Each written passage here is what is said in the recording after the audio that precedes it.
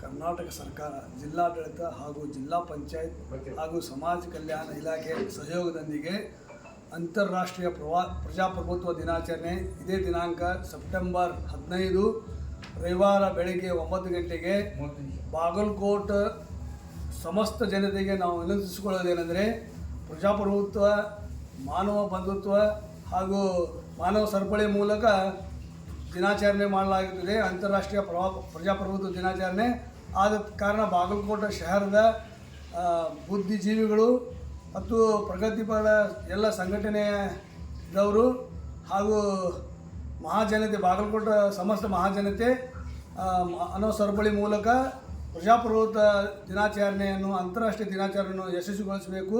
ನಾವು ಭಾಗವಹಿಸ್ತಾ ಇದ್ದೀವಿ. ತಾವು ಎಲ್ಲರೂ ಸಮಸ್ತ ಜನತೆ ಭಾಗವಹಿಸಬೇಕು.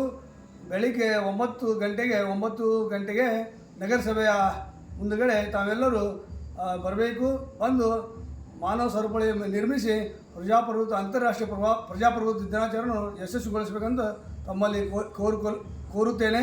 ಹಾಜಿ ಸಾಬ್ ದಂಡೀನ್, ನಗರಸಭೆ ಸದಸ್ಯರು ಹಾಗೂ ಅಹಿಂದ ತಾಲೂಕು ಅಧ್ಯಕ್ಷರು, ಬಾಗಲಕೋಟೆ.